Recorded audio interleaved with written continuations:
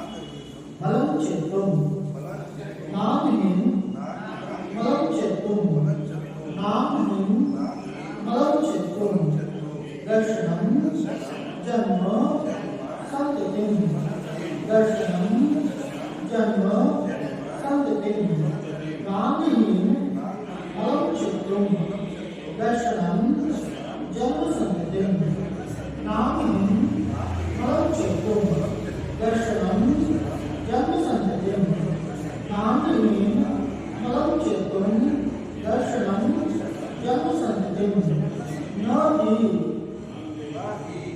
अगला लाइन न ही मंत्रो चरणुनो न ही मंत्रो चरणुनो न ही मंत्रो चरणुनो न ही मंत्रो चरणुनो निहंति विश्ववेदनाम निहंति विश्ववेदनाम निहंति विश्ववेदनाम नामहीन मलं चेतुम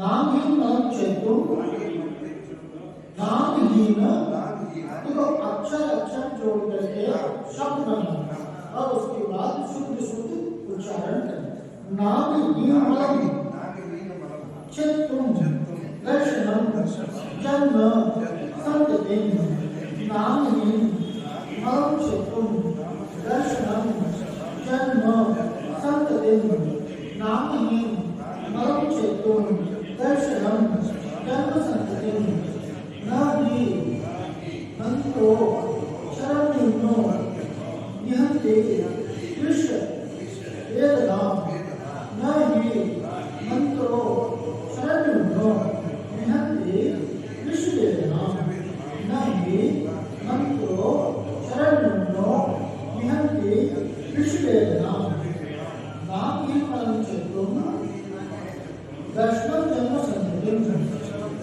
नामहीन मलं चेतुम दर्शनम जन्म संततिम नामहीन मलं चेतुम दर्शनम जन्म संततिम अगली लाइन न ही मंत्रो चरणुनो निहंति विश्ववेदनाम न ही मंत्रो चरणुनो निहंति विश्ववेदनाम न ही मंत्रो चरणुनो निहंति विश्ववेदनाम नामहीन मलं चेतुम दर्शनम जन्म संततिम न ही मंत्रो चरणुनो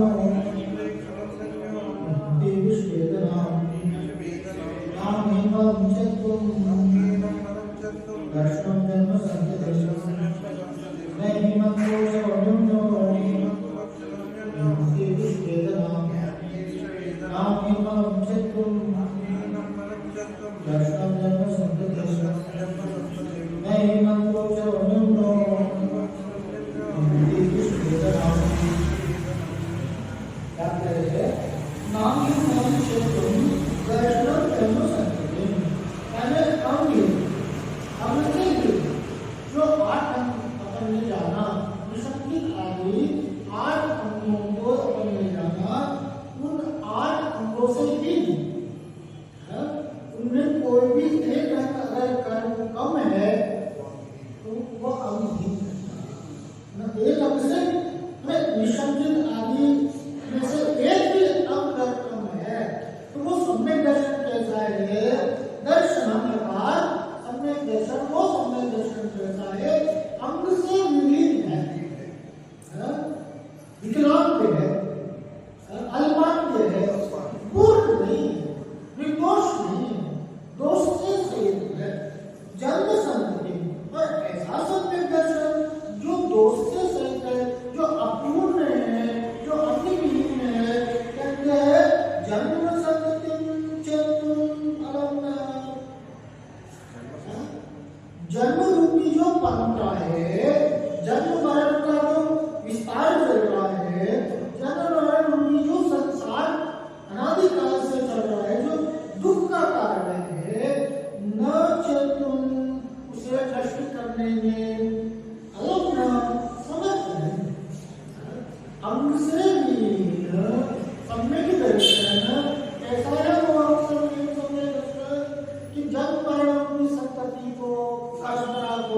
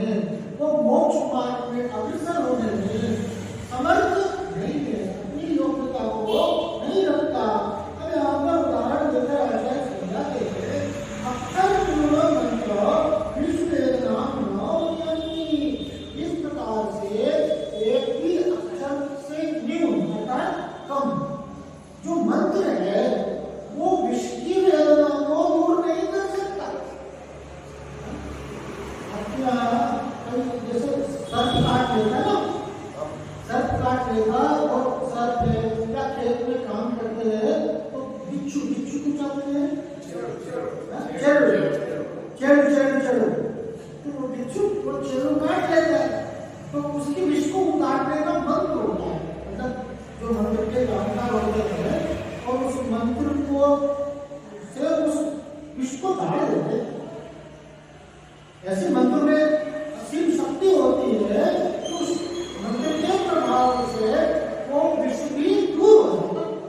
चाहे वो विषैला से विषैला सर्प हो, चाहे वो बिच्छू आदि ऐसा भी जीव काट ले, जहरीला जीव, तो वो मंत्र के प्रभाव से क्या होता है, वो जहर दूर हो जाता है। लेकिन जिस प्रकार से वो मंत्र में एक अक्षर भी कम हो, तो मंत्र काम नहीं करता। वो मंत्र अपनी सिद्धि को प्राप्त नहीं होगा, उस मंत्र का प्रभाव नहीं आ पाएगा। क्यों? कारण क्या है? उसमें एक भी अक्षर कम है। जब ये नहीं कि भाई अरे एक ही अक्षर तो कम है, जरा सी तो उसमें क्या हो गया? नहीं, वो मंत्र अपूर्ण है, वो मंत्र अशुद्ध है, और वो अशुद्ध मंत्र इसकी वेदना को, इसको दूर करने में, इसके प्रभाव को दूर करने में असमर्थ है। उसी प्रकार से जो अंग से वीर सम्यक दर्शन है, वो संसार की संतति को, जन्म मरण रूपी जो परंपरा चल रही है, उस परंपरा को, उस संतति को नष्ट करने में, दूर करने में असमर्थ है। अलग चीज मैंने मल को, इसको मल को, तो मल कैसा है? मोक्ष मार्ग में मल किसे कहा? कर्म मल, राग द्वेष आदि जो कर्म रूपी मल है, तो वो मल कैसे दूर होगा? निर्दोष सम्यक दर्शन के द्वारा ही दूर होगा। सम्यक दर्शन मोक्ष मार्ग की प्रथम सीढ़ी, आधार है सम्यक दर्शन। वो आधार ही पूर्ण नहीं होगा, आधार ही मजबूत नहीं होगा, तो उस पर मोक्ष का महल कैसे दिखेगा? आधार नहीं दोष है। आपकी मकान का जो है ना, तो नींव कहते हैं ना, तो वो कहते हैं बैक फाउंडेशन, हाँ फाउंडेशन। वो फाउंडेशन नहीं खोल हो, वो फाउंडेशन नहीं मजबूत नहीं हो, तो बिल्डिंग कैसे टिकेगी उसके ऊपर? पिलर वगैरह आप दे रहे हो, उसमें पिलर में मजबूती ही नहीं है, मसाला में सीमेंट की मात्रा कम ज्यादा है, तो वो महल टिकेगा क्या? ऐसे ही दोष से सहित जो सम्यक दर्शन है, जो अपूर्ण सम्यक दर्शन है, वह सम्यक दर्शन मोक्ष मार्ग में कार्यकारी नहीं है। उदाहरण कर दिया कि वो मंत्र जो अपूर्ण है, विष्णु वेदना को दूर नहीं कर सकता। अपने यहाँ एक कथा आती है, शुक्ल पंचमी के दिन अपन जाना होगा, दर्शन आचार्य थे, और दर्शन आचार्य के दो शिष्य थे, बुलाया उन्होंने शास्त्र की रचना के लिए। तो वो पुष्पदंत और भूतबली दो शिष्य उनके पास में आए, और आचार्य श्री ने उनको मंत्र दिया, दोनों को अलग अलग मंत्र दिया, और क्या कहा कि तुम ऐसा साधना करो, इस मंत्र की साधना करो, और इस मंत्र में जो कुछ भी बाधा आए उसको तुम अपनी योग्यता, अपने सामर्थ्य के अनुसार दूर करना। मेरे पास चर्चा करने, मेरे पास सहायता मांगने मत आना। आचार्य उनकी परीक्षा ले रहे थे कि ये कितने सामर्थ्य है, इनकी योग्यता क्या है, तो उनको मंत्र दिया, और मंत्र दिया और तुम इस मंत्र की साधना करो, और इस मंत्र में जो कुछ भी बाधा वगैरह आपको आए, तो उसके लिए मेरे पास मदद मांगने के लिए, मेरे पास इस संबंध में चर्चा करने के लिए मेरे से कोई सहायता की अपेक्षा मत करना। अपने आधार से, अपने सामर्थ्य के अनुसार तुम इस मंत्र की सिद्धि करना। अब उसमें क्या हुआ कि एक मंत्र में पुष्पदंत और एक को मंत्र दिया, उसमें एक अक्षर कम था, और ऊपर ही ऊपर एक मंत्र दिया, उसमें एक अक्षर। अब उन्होंने मंत्र की साधना करी, मंत्र की साधना करी तो देवी प्रकट हुई, और जब जो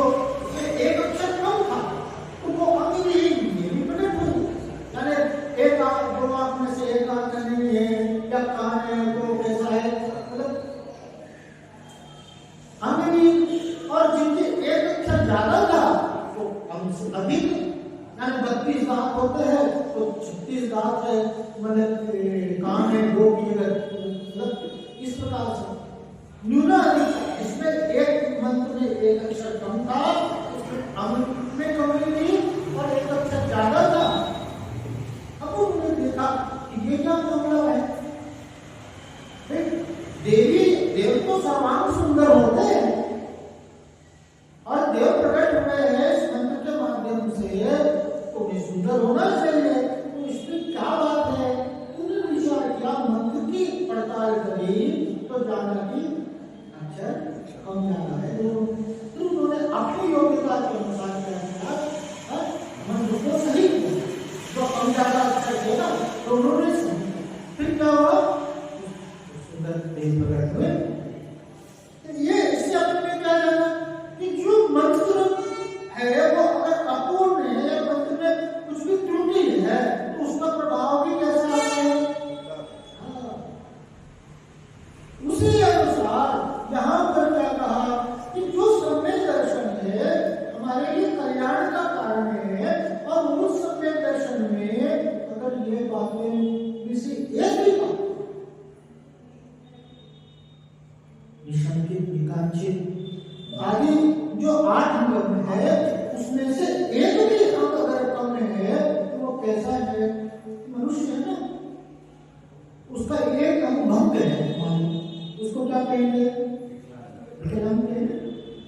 उसी प्रकार से ये सम्यक दर्शन कैसा है, विकलांग। सम्यक इसकी बात जो अधिकार आएगा वो सम्यक ज्ञान अधिकार है। उस सम्यक ज्ञान अधिकार में भी 8 अंग है, और उस सम्यक ज्ञान अधिकार का सम्यक ज्ञान के 8 अंग में सबसे पहला अंग क्या है, शब्दाचार। शब्दाचार नामक अंग कहता है जो भी आप गाथा पढ़ते हो, जो भी आप मंत्र पढ़ते हो, वह शुद्ध शुद्ध उसका उच्चारण करना,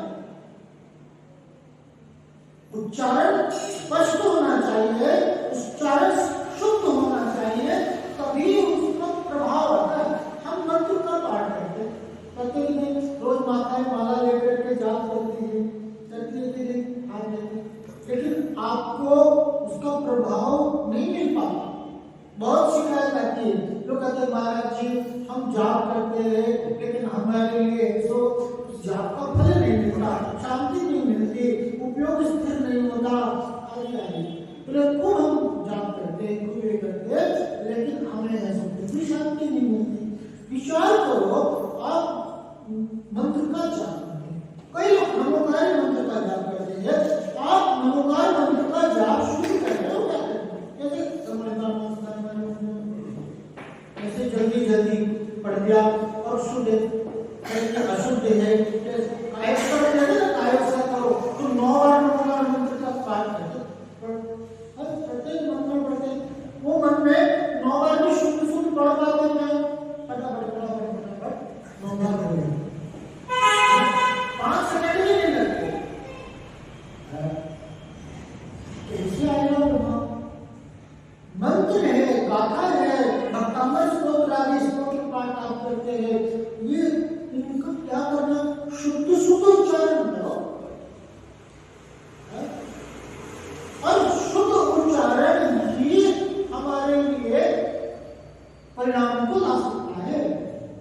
आपकी उपयोग की स्थिरता, आपका उपयोग कहाँ है, उपयोग की स्थिरता ही इसमें कारण है।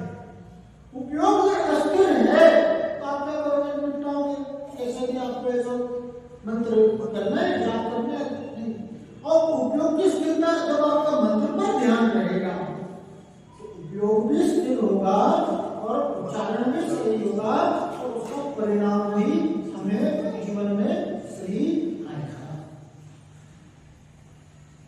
क्या करें, नहीं पर चेतुन दर्शन जन्म संपत्ति नहीं मंत्रों छोड़ो। मंत्र में अगर जरा भी त्रुटि है, जरा भी दोष है, तो वह मंत्र अपना प्रभाव बताने में असमर्थ है। वो मंत्र का फल आपको नहीं मिलेगा, मिलेगा इतना जो मतलब जो वास्तविक फल था ना, वो क्या हुआ? आपने शुद्धि पर ध्यान नहीं दिया। थोड़ा सा हम इस संबंध में विचार करते हैं। क्या नाम है? सम्यक दर्शन निज अंगों का अवतारक नहीं रहा, जन्म जरा भय बहु संतति का आरक भी फिर नहीं रहा। भूम्यादि अक्षर वाला हो मंत्र जय को करता, उचित रहाया समुचित कारण निज कारण वर्ग करता। वही बात है कि सम्यक दर्शन जो अंग से रहित है, अंगहीन है, वह क्या कह रहे हैं? जन्म जरा भय बहु संतति का हारक फिर जन्म जरा जो रोग है, जो भाव की संतति है, संसार का जो भटकन है, उस संसार का भटकन इस भाव की संतति को दूर करने में, उसका हरण करने में समर्थ नहीं है। क्या करेंगे कि अब कोई आशंका करता है कि सम्यक दर्शन के 8 अंगों के निरूपण करने का क्या प्रयोजन है? क्योंकि अंगों से रहित भी सम्यक दर्शन में संसार का उच्छेद करने की सामर्थ्य हो सकती है। इस आशंका के उत्तर में आचार्य कहते हैं, क्या कहते हैं? कोई अगर आशंका करता है कि 8 अंगों का निरूपण करने की क्या आवश्यकता थी? तो अंगों से रहित सम्यक दर्शन में संसार उच्छेद करने की सामर्थ्य हो सकती है। इसका यह कहना है कि इन 8 बातों का उल्लेख करने की क्या आवश्यकता थी? इन 8 बातों की क्या विशेषता है? इन 8 अंगों का क्या महत्व है? इस बारे में आचार्य कहते हैं कि ऊपर जिन निशंकित आदि अंगों का वर्णन किया गया है, उन हीन सम्यक दर्शन संसार की संतति, जन्म मरण की संतति को नष्ट करने के लिए इसी अर्थ का समर्थन करने के लिए मंत्र का दृष्टांत दिया। जैसे किसी मनुष्य को सर्प काटा तो विष की वेदना उसके समस्त शरीर में फैल गई। उस विष वेदना को दूर करने के लिए मंत्रवादी मंत्र का प्रयोग करता है, परंतु उस मंत्र में एक अक्षर कम बोलता है। ऐसे मंत्र से विष वेदना दूर नहीं होती। विष की वेदना दूर करने के लिए पूर्ण मंत्र ही समर्थ होता है। इसी प्रकार संसार का उच्छेद करने के लिए 8 अंग से पूर्ण सम्यक दर्शन ही समर्थ है। 8 अंग से पूर्ण सम्यक दर्शन ही को संसार का छेद करने के लिए समर्थ है। 1-2 अंगों से विकलांग सम्यक दर्शन नहीं, 1-2 अंग भी कम है, 1 या 2 अंग भी कम है, तो वह सम्यक दर्शन असमर्थ है। जिस प्रकार मनुष्य के शरीर में 2 पैर, 2 हाथ, नितंब, पृष्ठ, उस्थल और मस्तक, ये 8 अंग होते हैं। और इन अंगों में से ही मनुष्य अपना काम करने में समर्थ होता है। उसी प्रकार सम्यक दर्शन की निशंकित, निकांक्षित, निर्विकृत चित्तता, मूल दृष्टि, उत्पन्न स्थितिकरण, वासना, प्रभावना, ये 8 अंग हैं। इन 8 अंगों के द्वारा ही सम्यक दर्शन की पूर्णता होती है। और सम्यक दर्शन संसार की संतति के क्षेत्र अपने काम को करने में समर्थ होता है। जब तक मनुष्य शंकाशील रहता है, तब तक वह किसी काम को आगे नहीं बढ़ाता, परंतु शंका के दूर होते ही उसके पैर आगे बढ़ने लगते हैं। पहले सबसे पहला कौन सा है? निशंकित। जिस प्रकार से कोई व्यक्ति शंका से सहित है, शंका से सहित है, तो वो शंका से सहित व्यक्ति अपने कार्य को करने में समर्थ हो पाएगा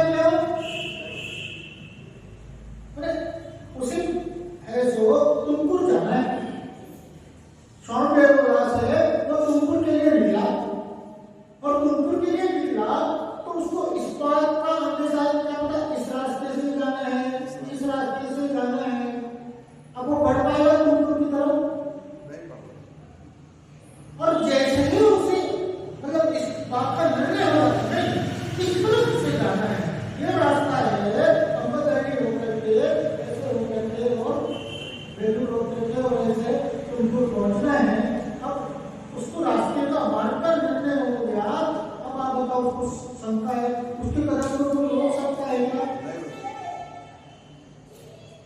उसी प्रकार से जो निशंक है पहले वह निर्णय होकर के दृढ़ता के साथ मार्ग की ओर अग्रसर होता है, मोक्ष मार्ग की ओर अग्रसर होता है। दो पैरों में से सबसे पहले दाहिने पैर आगे बढ़ाता है, इसलिए निशंकित अंग को मनुष्य के दाहिने पैर की उपमा। सबसे पहला कौन सा हमारा पाँव आगे बढ़ता है? राइट, दाहिना। तो दाहिना पाँव जिस प्रकार से अपनी मंजिल की ओर निशंक होकर के आगे बढ़ता है, इसीलिए इसको निशंकित अंग की दाहिने पाँव को उपमा। और कि दो पैरों में सबसे पहले बढ़ता है, इसलिए मनुष्य का बायां पैर किस आकांक्षा के बिना दाहिने पैर के पीछे चल देता है? फिर जब दाहिना पैर आगे बढ़ा तो जो बायां पाँव था उसको आगे बढ़ने में कोई देर लगती क्या? किसी प्रकार की इच्छा रखता है क्या? किसी प्रकार की कामना रखता है क्या? जैसे ही दाहिना पाँव आगे बढ़ा, वैसे ही आपका राइट लेग आगे बढ़ा, तो जो लेफ्ट लेग है, जो बायां पाँव है, वह आगे बढ़ता स्वतः ही आगे बढ़ता है। उसे किसी प्रकार की अपेक्षा कामना नहीं रहती। इसलिए क्या किया कि जो बायां पाँव है उसको निकांक्षा अंग की उपमा दी, निकांक्षित अंग की उपमा बाएं पाँव को दी। मनुष्य का बायां पैर, इसलिए निकांक्षित अंग के लिए बाएं पैर की उपमा दी जाती है। शरीर के मलमूत्र पदार्थों को साफ करने के लिए मनुष्य का बायां हाथ किसी ग्लानि के बिना आगे आता है। तीसरा अंग कौन सा है? निर्विक्षिप्त अंग, अर्थात ग्लानि से नहीं बना। तो जब आप सुबह या कभी भी आप मल अपने को साफ करते हो, तो मल के साफ करने में कौन से हाथ का प्रयोग करते हो? सीधे हाथ का, कौन से हाथ का प्रयोग करते हो? बाएं हाथ का प्रयोग करते हो। तो जो बाएं हाथ का प्रयोग करते हो, तो वो बायां हाथ मल को साफ करने के लिए कुछ ग्लानि रखता है क्या? उसको किसी प्रकार की घृणा होती है? इसीलिए बाएं हाथ जो लेफ्ट हाथ है, उसको क्या कहें? निर्विचिकित्सा की उपमा यहाँ पर। शरीर के किसी अंग पर कोई आपत्ति आती है तो निवारण करने के लिए मनुष्य का दाहिना सबसे पहले आगे सहायता के लिए करते हैं। कोई भी आपत्ति आती है, कोई भी विपदा आती है, आप पर किसी ने वार किया, तो सबसे पहले कौन सा हाथ होता है? दाहिना हाथ। इसीलिए उस दाहिने हाथ को स्थितीकरण अंग की उपमा दी। ये दाहिना हाथ क्या है? ये स्थितीकरण, ये रक्षा करने में आगे आता है। इसलिए क्या कहा? इसको स्थितीकरण करने की उपमा दी। खोटे कार्यों से बचने के लिए मनुष्य की पीठ सहायक होती है। कोई भी खोटा कार्य, कोई भी बुरा कार्य है, तो उसके लिए क्या कहते हैं? कि उसकी तरफ पीठ कर दो। कोई भी पाप कर रहा है, कोई भी गलत कार्य करता है, तो आप सज्जन व्यक्ति क्या करते हैं? उसमें उसको देखते हैं, उसकी सराहना करते हैं, तुरंत अपना पीठ उस ओर करके उसको देखते हैं। कोई किसी चीज की हत्या करता है, कुछ भी गलत कार्य करता है, पाप करता है, तो क्या करता है? सज्जन व्यक्ति, धर्मी व्यक्ति क्या करता है? वो उस ओर पीठ कर देता है। इसलिए हमने क्या कहा कि उसको उपगुहन नाम का उपगुहन की उपमा दी।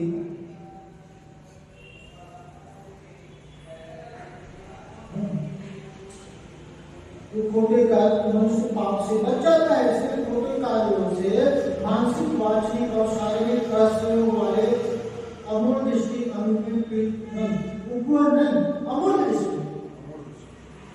जो खोटे कार्य है, जो पाप कार्य है, जो दुख के कार्य है, उसमें मानसिक, वाचिक और शारीरिक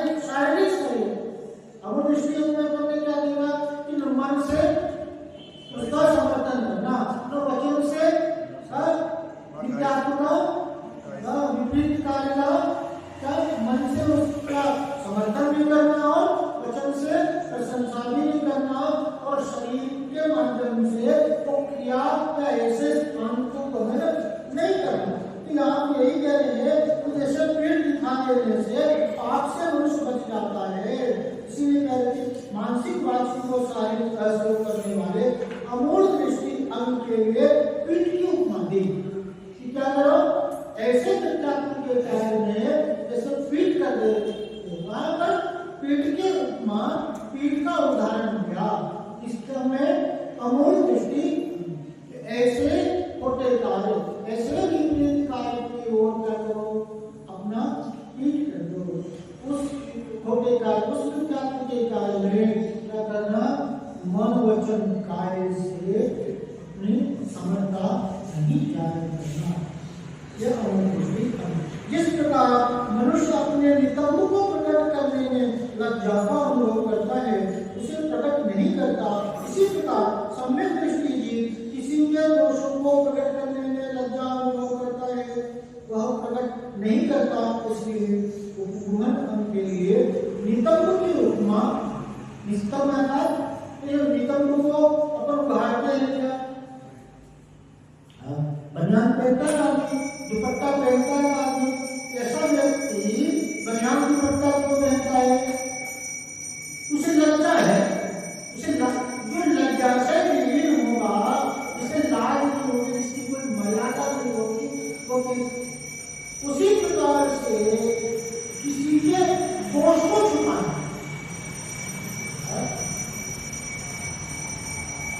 वो उपमान दोष को छुपाना, किसी के दोष को प्रकट नहीं करना, धर्मी के दोष को छुपाना, ये उपमान के लिए इसकी माने नितंब की नितंब था। मनुष्य का जिसके साथ स्नेह होता है उसे अपने उस पर छाती से लगाता है, इसलिए वात्सल्य के लिए उस तक की उपमा दी जाती है। इसको स्नेह होगा ना, अपने इष्टजन होते हैं, अपने प्रियजन होते हैं, उनसे प्रेम होता, उनसे लगाव होता, तो उसे कैसे मिलता है? सीधे गले लगा करके मिलते हैं। इसीलिए यहाँ पर वात्सल्य में छाती की उपमा दी, छाती से लगा है, जिसे पिता को पुत्र से, माता को अपने घर स्नेह होता, वात्सल्य होता, कैसे उसको सीने से लगा के रखती, छाती से लगा के रखती। तो इसीलिए यहाँ पर वात्सल्य में किसकी उपमा दी? छाती की उपमा, सीने की उपमा दी। और अभी आप मनुष्य का इसलिए वात्सल्य के उपमा दिया। और जिस प्रकार मनुष्य अपना सिर उठाकर अर्थात मुख दिखाकर लोगों को अपनी ओर आकर्षित करता है, उसी प्रकार प्रभावना के द्वारा सम्यक दृष्टि मनुष्य दूसरे को समीचीन धर्म की ओर आकर्षित करता है। इसलिए प्रभावना के लिए सिर मस्तक की उपमा दी। किसी को दिखाते हैं आकर्षित करते हैं, किससे आकर्षित करते हैं? अपने मुख से आकर्षित करते हैं, अपने हाव भाव से आकर्षित करते हैं सामने वाले को। तो मुख जिस प्रकार से दिखाते हैं उसी प्रकार से प्रभावना के लिए क्या क्या मुख की यहाँ पर उपमा दी, मस्तक की उपमा यहाँ पर दी। जो मस्तक जिस प्रकार से, मुख जिस प्रकार से आकर्षण का कारण होता है, उसी प्रकार से प्रभावना यहाँ पर आप अपने योग्यता अनुसार धर्म के प्रति लोगों को आकर्षित हो, इसलिए यहाँ पर मस्तक यहाँ पर उपमा दी। अपना अपना कार्य करने के लिए जिस प्रकार मनुष्यों के 8 अंग आवश्यक है, उसी प्रकार अपना अपना कार्य करने के लिए सम्यक दर्शन के 8 अंग। इन 8 अंग जैसे अपने सिर का काम हाथ नहीं कर सकता, अपने एक जो अंग है उसकी अपने कार्य में विशेषता है। उसी प्रकार से सम्यक दर्शन के जो 8 अंग हैं वो 8 अंगों की अपनी अपनी विशेषता है। निशब्दित है तो विकाचित, ये सब अपनी अपनी विशेषता है। एक का समान तो दूसरा नहीं है। और विकांक्षित चार अंगों का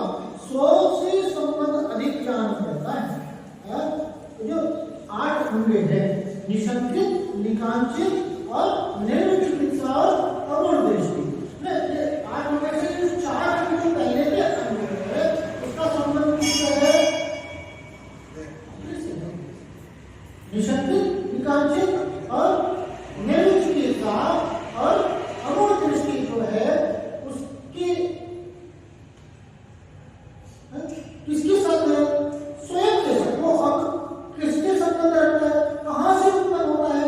स्वयं से उत्पन्न होता है। और जो उपवन है, स्थितिकरण है, वात्सल्य है, वो और भावना है, वो किसके लिए? पर के लिए है। यहाँ पर दूसरे का संबंध है। उपवन किसका करेगा? दूसरे के लिए। स्थितिकरण किसका करेगा? दूसरे के। वात्सल्य किसके प्रति है? दूसरे के प्रति है। प्रभावना किसके लिए है? दूसरे के लिए। तो यहाँ पर सोबत का भेद किया तो निशंकित आदि चार होने के लिए वो स्व के लिए है और जो उपवन स्थितिकरण आदि है वो हम के लिए है, वो समाज के लिए है, वो हो जाता। परंतु इसके विपरीत जिस समाज में दोष देने की अपेक्षा गुण देखे जाते हैं, विपत्ति पड़ने पर एक दूसरे का सहयोग या है। कोई किसी की सहायता नहीं करती। इस समाज में एक दूसरे के दोष देते हैं, एक दूसरे के दोष देखे जाते हैं। कोई किसी की सहायता नहीं करता, कोई किसी के सुख दुख में सम्मिलित होकर के आत्मीयता नहीं प्रकट करता और न समीचीन कार्यों का प्रसार करता है, वह समाज बहुत शीघ्र नष्ट हो जाता है। आतंकों के माध्यम से समझाया और क्या कह रहे हैं कि जो समाज है वो जिस समाज में दोष दृष्टि होगी, लोग एक दूसरे की बुराई देखते रहते हैं। अब जैसे अपने आप मंदिर देखो, सुबह कोई भी लोग आते हैं ना पूजा दर्शन करने के लिए, अभिषेक आदि करने के लिए, तो कैसे एक दूसरे की सराहना करते हो और जगह देते हो एक दूसरे को। बैठक आपके सामग्री कम पड़ रही है तो सामग्री ला करके देना, उनको प्रोत्साहन करना। और उसके लिए दूसरे कहीं पर ऐसा होगा कि कोई आए उनके लिए टोका टाकी, अरे तुम मंदिर नहीं आओगे, तुम्हारे लिए दर्द नहीं मिलेगा, तुमने ऐसा गलत कर दिया, प्रकट करता है। और क्या करेंगे? वो किसी की सहायता नहीं करता, एक दूसरे की जैसे मदद करते हैं। कोई असमर्थ है या कोई भी पीड़ा में है तो लोग उसकी सहायता करते हैं, यहाँ पर अपना प्रीति प्रेम के नाम। उसके विपरीत जो उसकी सहायता कोई मदद नहीं कर रहा है, तो धर्म कार्य मंदिर में आया, उसे धर्म की सहायता करना ना, कोई तुम अपना करो, तुम अपना सामान लाओ, तुम अगर बैठे हो ठीक है, नहीं बैठे हो तो ठीक है, तुम्हें क्या करना है? कोई इसमें कोई उसकी मदद नहीं करने वाला, कोई उसका प्रोत्साहन, कोई उसकी सहायता करने वाला नहीं। और कोई किसी के सुख दुख में सम्मिलित होकर के आत्मीयता प्रकट नहीं करता। कोई अपनी शादी ब्याह आदि है और जो खुशी का माहौल है, कार्यक्रम में है, या कोई दुख का कारण हो गया, फिर उस दुखी के कारण में कोई सम्मिलित, हम तो वहां जाते ही, हम तो उसके घर में जाते ही, चाहे शादी हो, चाहे कोई गमी हो जाए, चाहे कुछ भी हो जाए, ऐसा हो जाए। तो जो ना सुख दुख में शामिल होता है वह समाज बहुत शीघ्र नष्ट हो जाता है। जिस समाज में एकता नहीं है, जिस समाज में अपनत्व नहीं है, जिस समाज में एक दूसरे की सहायता करने का भाव नहीं है, वह समाज क्या होगा? टूट के निकल जाएगा। उस समाज का अस्तित्व खतरे में है। लेकिन जिस समाज में एकता है, जिस समाज में प्रीति है, जिस समाज में प्रेम है, सब एक दूसरे को लेकर के चलता है, तो वो समाज का है आगे बढ़ता है, वो समाज उन्नति की ओर अग्रसर होता है, वो समाज को विस्तार होता है। सबके साथ आत्मीय भाव और समीचीन का उत्साह किया था, संसार में चिर काल तक जीव रहना है। उसी प्रकार से यहाँ पर अपन ने जाना कि सम्यक दर्शन के जो 8 अंग हैं, इन 8 अंगों की पूर्णता ही हमारे लिए मुक्ति का कारण है, हमारे दुखों का अंत करने में, हमारे संसार का उच्छेद करने में आज हम लोग से पूर्ण सम्यक दर्शन ही कार्यकारी है, सहायक है। इस भावना के साथ कि हम सभी अपने भक्ति को उपलब्ध हो और आदत हो भगवान की जय, भगवान की जय, पार्श्वनाथ भगवान की जय, शांतिनाथ भगवान की जय, महावीर भगवान की जय, ओंकारेश्वर वासुदेव भगवान की जय, 24 तीर्थंकर भगवंतों की जय, श्री कुंकुम देव की जय, श्री समंत जी स्वामी की जय, श्री देवानंद जी महाराज की जय, श्री जय जी महाराज की जय, समस्त आचार्यों की जय, महाराजों की जय, रानी माता की जय,